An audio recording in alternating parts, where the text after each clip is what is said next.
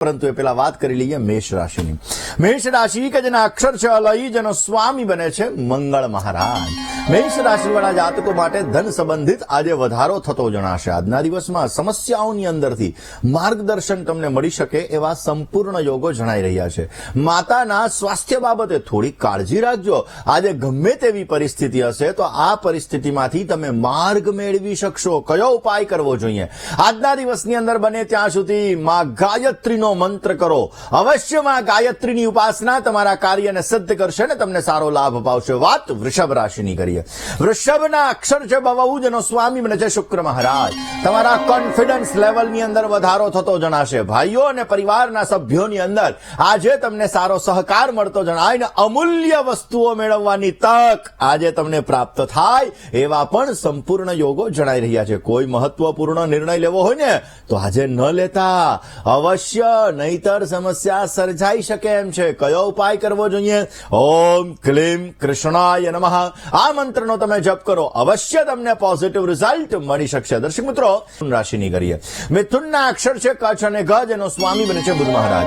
આર્થિક સ્થિતિ તમારી મજબૂત બનતી જણાશે. ધન, પદ અને પ્રતિષ્ઠા એની અંદર તમે વધારો કરી શકશો. સંત પરિવાર અને સંતાનને લગતા પ્રશ્નને તમે હળવા બનાવી શકો અને તમારી માતાના આશીર્વાદથી અવશ્ય તમને ધનની પ્રાપ્તિ થઈ શકે.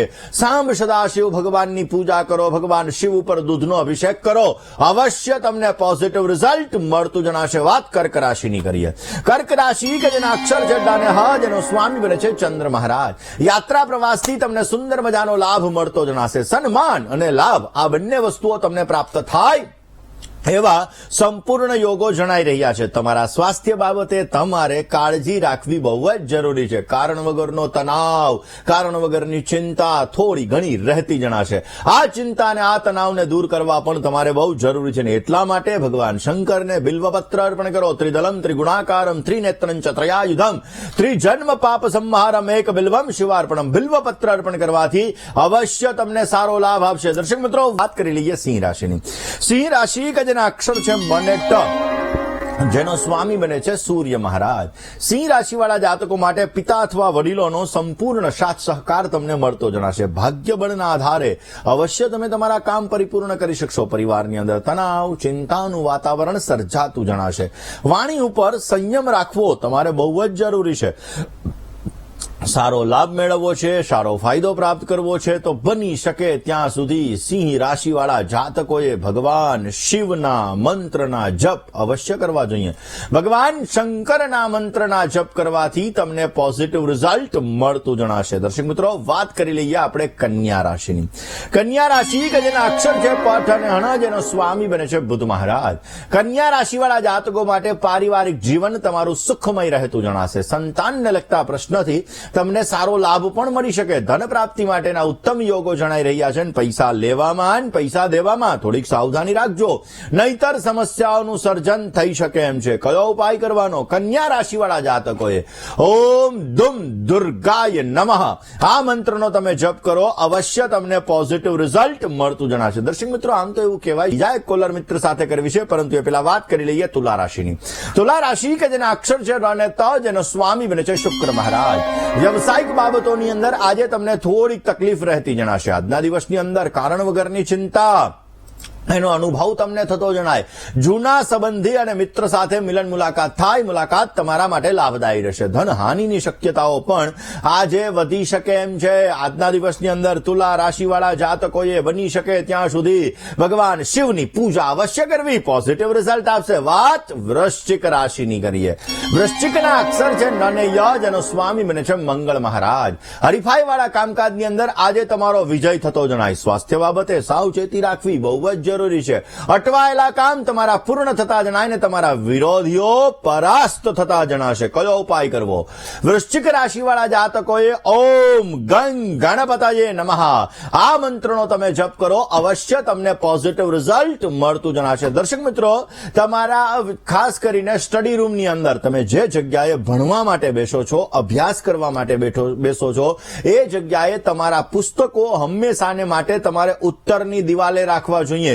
ઉત્તરની દિવાલે જો તમે પુસ્તકો રાખો તો અવશ્ય ઉત્તરની દિશા એ બુધ મહારાજની દિશા છે, બુદ્ધિની દિશા છે. અવશ્ય ઉત્તર દિશાની અંદર રાખેલા પુસ્તકો તમારો જ્ઞાનનો સંચય કરશે, તમને સારો એવો લાભ પણ આપી શકશે. હંમેશાને માટે તમે જે જગ્યાએ અભ્યાસ કરવા માટે બેસો છો એનો મેઇન ડોર છે, એનો મેઇન દરવાજો છે, એ હંમેશા પૂર્વ તરફ અથવા ઉત્તર તરફનો હોવો જોઈએ, જેથી તમને પોઝિટિવ રિઝલ્ટ પણ મળતું જણાય. દર્શક મિત્રો, જ્યારે તમે ભણવા માટે બેસો, અભ્યાસ કરવા માટે બેસો, ત્યારે તમારા સ્ટડી ટેબલ ઉપર એક લીલા કલરના ગણપતિ તમારે રાખવા જોઈએ. લીલા કલરના ગણપતિ રાખીને તમે જ્યારે અભ્યાસ કરવા કે સ્ટડી કરવા માટે બેસો ત્યારે ગણપતિ મહારાજની પૂજા કરી અથવા ગણપતિ મહારાજને પગે લાગી ઓમ ગંગ ગણપતયે નમઃ આ મંત્રનો જપ કરીને તમે સ્ટડી કરવા માટે બેસો, તમને એકાગ્રતા વધશે, યાદશક્તિ વધશે અને તમને અવશ્ય પોઝિટિવ રિઝલ્ટ મળતું જણાશે. હંમેશા તમારા ઘરની અંદર, તમારા ઘરની દિવાલ ઉપર જે ઘડિયાળ છે,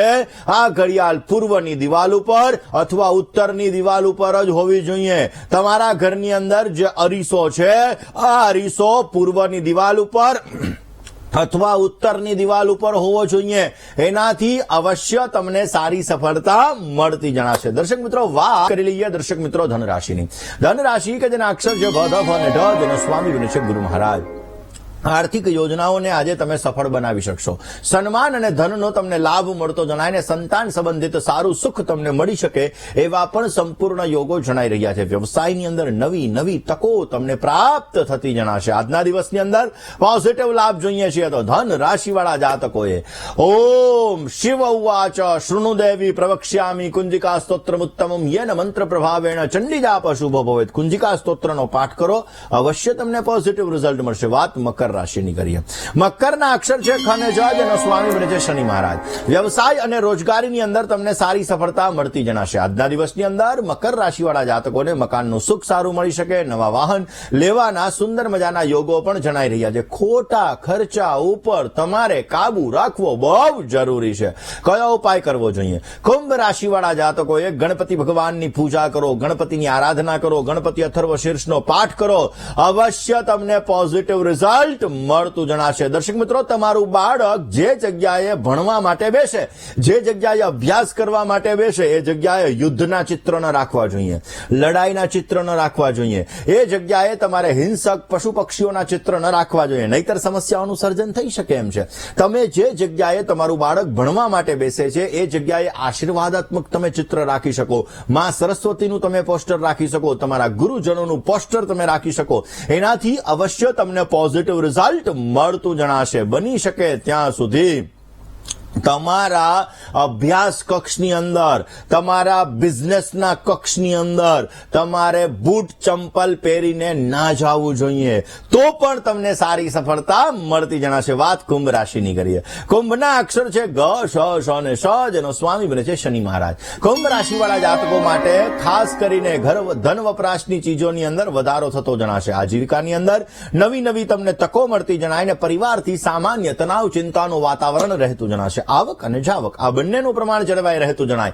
આજના દિવસની અંદર પોઝિટિવ રિઝલ્ટ મેળવવા માટે કુંભ રાશિવાળા જાતકોએ બની શકે ત્યાં સુધી માં દુર્ગાની આરાધના કરવી. માં દુર્ગાની આરાધના અવશ્ય તમારી મનોકામનાઓ પૂર્ણ કરશે. હવે વાત કરી લઈએ મીન રાશિની.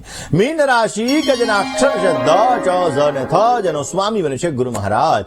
મીન રાશિવાળા જાતકો માટે વ્યવસાયિક યોજનાઓ તમારી પરિપૂર્ણ થતી જણાશે. ચામડીને લગતા અથવા પેટને લગતા દર્દોની સામાન્ય તમને ફરિયાદ રહી શકે એવા પણ તમારા યોગો બની રહ્યા છે. ખાસ કરીને પરિવારજનોનો સુંદર મજાનો સહયોગ મળી શકે અને ભાગીદારીવાળા કામકાજની અંદર તમારે સાવચેતી રાખવી બહુ જ જરૂરી છે. કયો ઉપાય કરવો? મીન રાશિવાળા જાતકોએ બની શકે ત્યાં સુધી શિવ ભગવાનની આરાધના, શિવ ભગવાનની પૂજા, શંકર ભગવાન ઉપર જલ એનો અભિષેક કરવાથી તમને પોઝિટિવ રિઝલ્ટ મળતું જણાશે. દર્શક